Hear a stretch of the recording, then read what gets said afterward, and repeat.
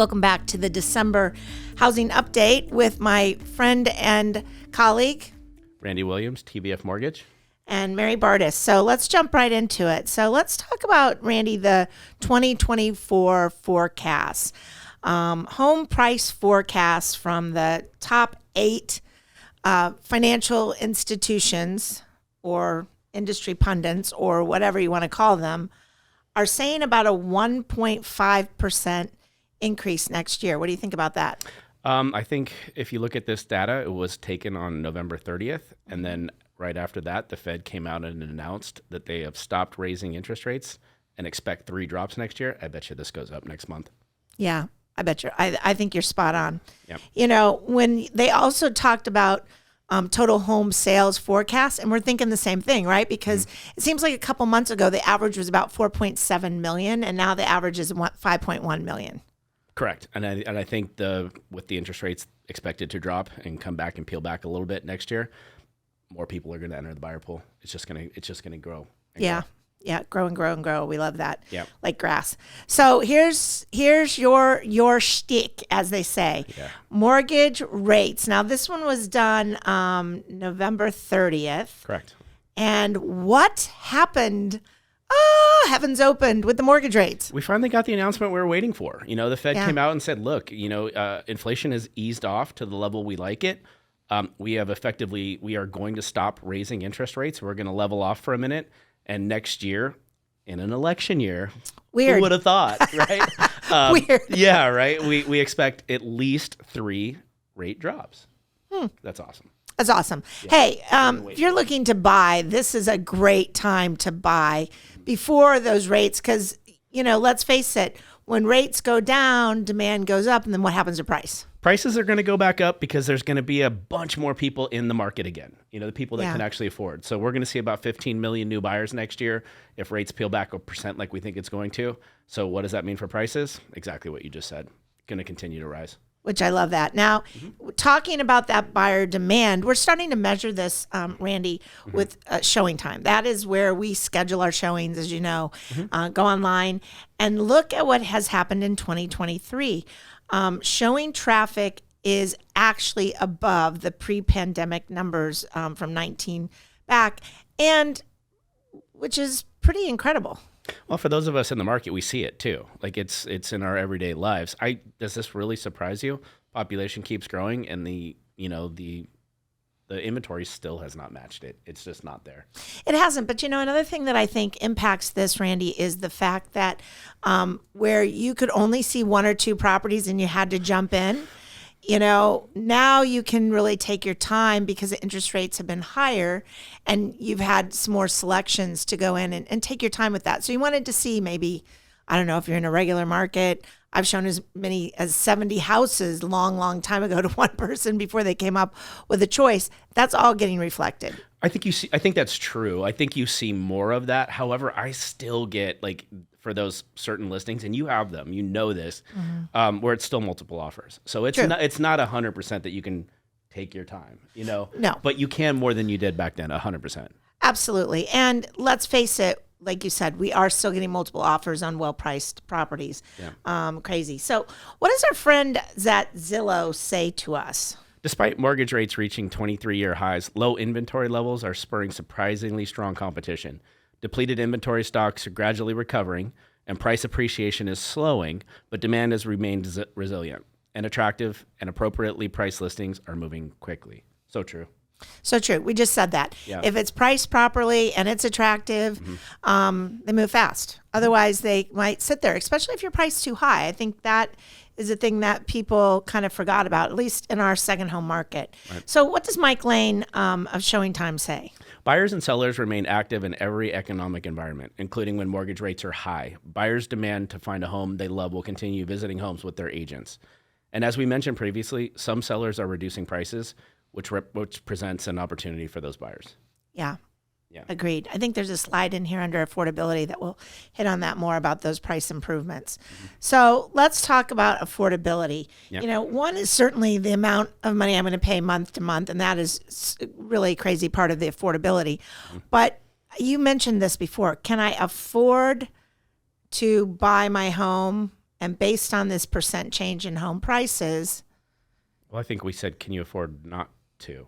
that's exactly what you Right. said. I mean, it's like if you look at this, you're always going to pay a mortgage, whether it's yours or somebody else's. Right. So when you're paying somebody else's mortgage, you don't get to take advantage of all of this appreciation. You've got to.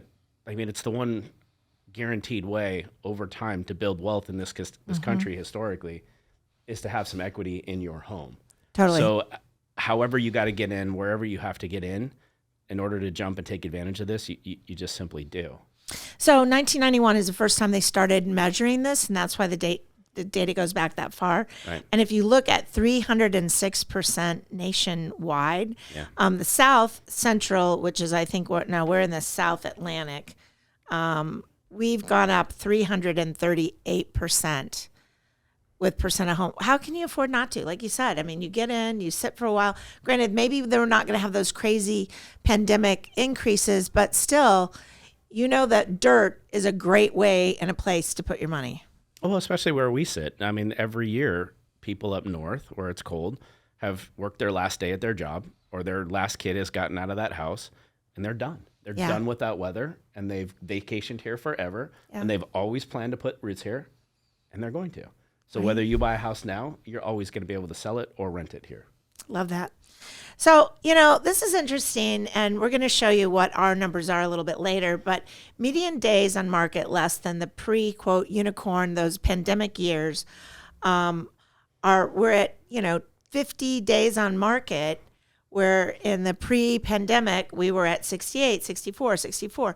So, that's not bad in 22 and 23. I was in the business when I remember these numbers were like 120s and 130s, so, obviously in 2020 and 2021, interest rates were half what they are now.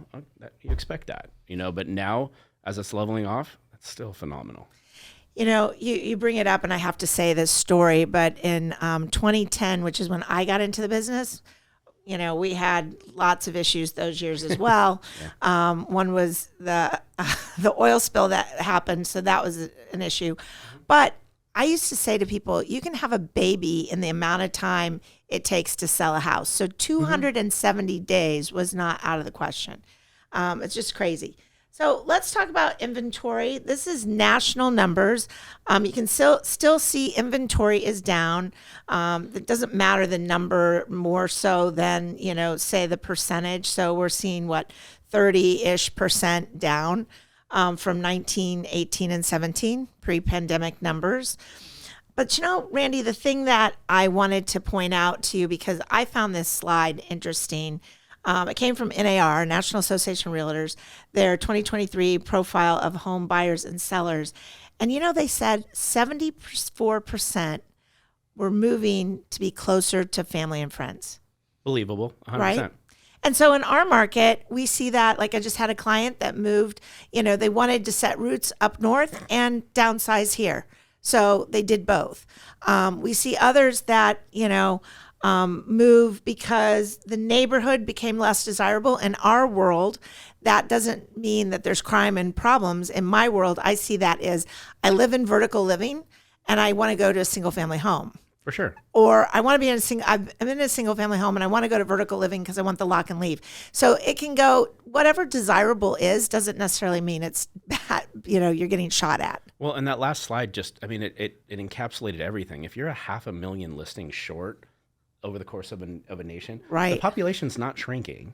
No. So when interest rates go up 3%, and it hasn't hurt appreciation and your prices are still going up, right, that'll tell you everything you need to know about the inventory situation that we are really in this country. For all of those doomsdayers out there, can't wait for prices to come back and can't wait for interest rates to come back.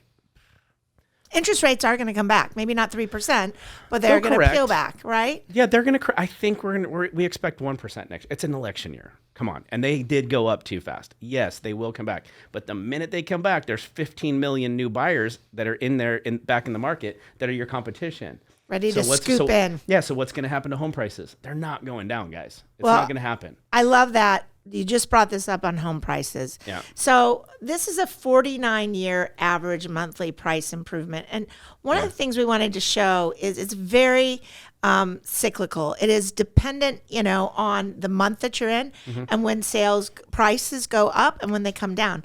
And I say that because up north, it kind of starts in February, March, and then, peaks up in May, June, because it's all centered typically around jobs and schools. Schools. Right? Yeah. And then flip that around to down here, and it's dependent on the weather. So when we start to see them go up is October, and they peak out in February, April, and then May, April, whatever, and then they start coming down. So we're almost the exact thing. So I like to tell this to people because they say, well, the price went down. So if I list my home, Randy, and sold it for just round numbers, $500,000, and you're across the street and an exact comp to what I am, but you listed it for $550, and then you get a price improvement down to $500 and sell it, did the market come down that amount, or did I just misprice it? The minute you said that, I said right off the top of my head, the prices haven't gone down. You just overpriced it. Right. They haven't gone down. Right. If you overprice it, of course, you're going to still have to come down to where the market is. Yes. But that is not below where it was last year or the year before. Right. Or the year before. Right. And it's not going to be next year either. So I love that. Now, as we move on to prices, 6 of the industry analysts, including Zillow, NAR, et cetera, are saying that this year we will end our home price forecast at on an average of 4.6%.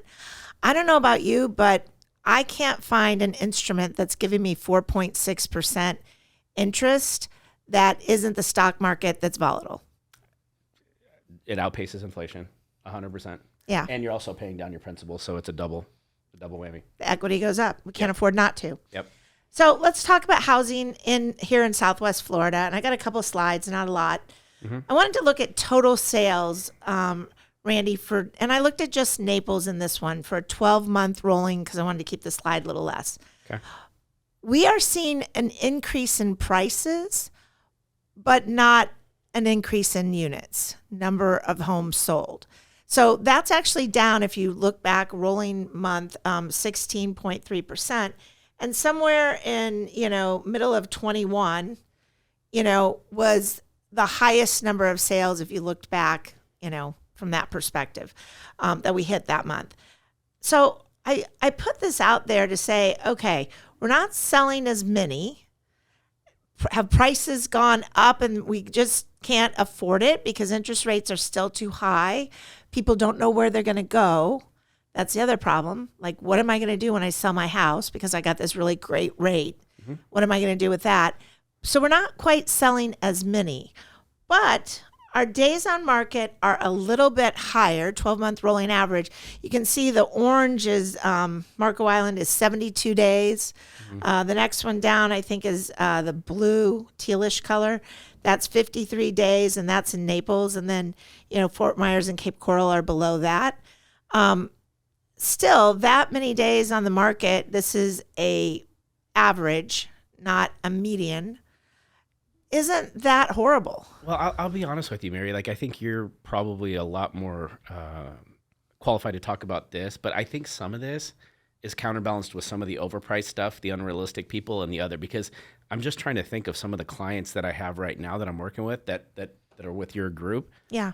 That are really pressed to do something really fast because the competition, when it is priced right, we have smart people that are buying here. I mean, they just are. Right. Your clients are smart. My clients are intelligent, and they've been looking for a while, and they've been paying attention to the market. When some things pop up, like, it is still multiple offers. So I think some of this is probably just due to people super high end stuff that's going to sit anyways. Yeah. And then some people that are just unrealistic are really sort of like maybe skewing this a little bit to where. Because some of my people right now and your people are really like stressed to get into certain places. Hey, if you've sold and you got to buy, or if you need a place, of course. How many bridge loans do I do with you guys? You do a lot. And that benefit, talk about that bridge loan product. Well, yeah. I mean, a lot of people, like just what you're saying, people, live in a place right now.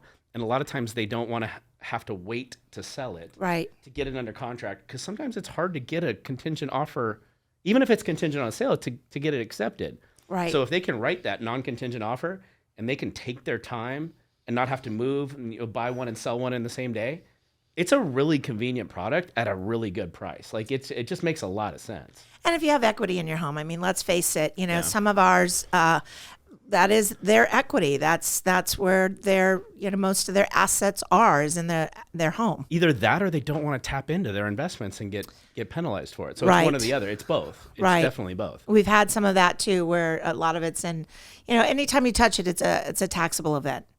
If you touch one of your investments, it's a taxable event. So they don't want to Added do right that. to your income. Yeah.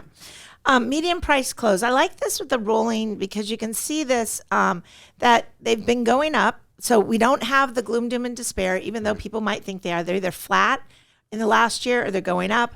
Marco Island still went up 18%. Oh, yeah. Looking back, 12-month period. Now, 12 months ago, Randy, we had a storm. Right.